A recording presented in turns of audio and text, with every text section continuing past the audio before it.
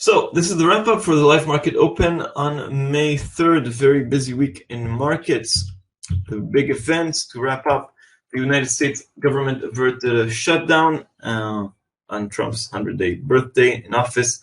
Lots of tension towards today's Fed decision and Friday's non-farm payrolls. The Fed is not expected to change interest rates. No forecasts, nothing, but maybe they'll give us a hint about June. Mainstream scenario, they will not do anything. Sort of continue with the data-dependent message. Nothing, in this case, nothing will happen with the dollar. But if they do change their tone, it'll probably be to the downside because figures have been quite poor. And if we have a hint about no hike in June, that'll be against what markets are expecting at the moment, and the dollar could fall. So I think it's asymmetric, more downside risk. Okay, optimism towards the French elections. For a Macron win, we have the last debate tonight. It's a 20% lead. Looks insurmountable, but you never know. Brexit, always an issue. But remember that everything Brexit related is also related to the elections in the UK coming up on June 8th. And some worries about China, also worries about the United States, especially with GDP missing expectations, growing at the slowest rate in 3 years. Other figures have also been weak. Hard data for the past and soft data for the future. Elsewhere in Europe, things are looking better with higher inflation, higher growth. We'll get growth figures later today. And well, across the world, things are a bit mixed. The big events for today, well, the ADP non-farm payroll is a big hint.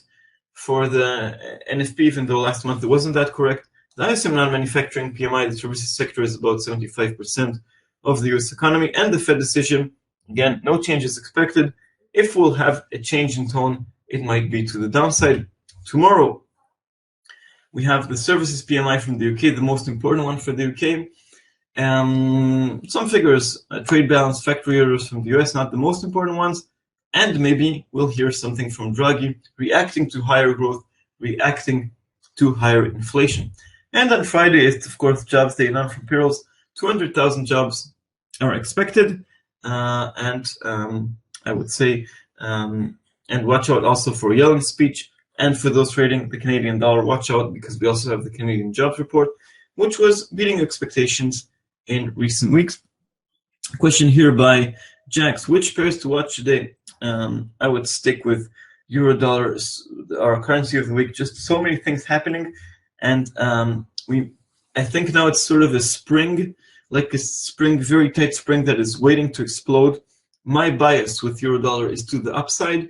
The debate tonight, all the hints towards the non-farm payrolls, and things going on. Also, more opinion polls. We have the opinion way poll at 10 GMT.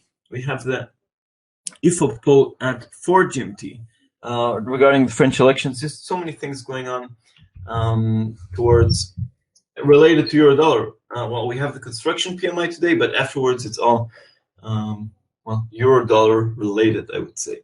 Okay, yeah. So, and let's look at the quick look at the charts. Of course, beginning with euro dollar in this wrap up, 109.60 and 109.50 level to watch. 110, 110.40, 111.20, and to the downside 108.70, 108.20, and 107.75. Big weekend gap hasn't been closed on euro dollar. Pound dollar, we're currently at 129.29. Okay, looking towards the upside, getting closer to 130, above 130. If we have a break, 130.50, 131.30. To the downside, 127.70. The post-election announcement low.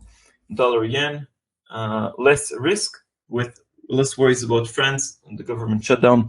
Moving up, 112.20. Resistance 113, 114 to the upside. To the downside, of course, 110, 108.10.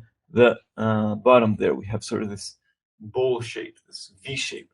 Dollar CAD, this is quite a remarkable rise here. 138, 138.50 are the levels to watch to the upside. 136.40 and 136 to the downside.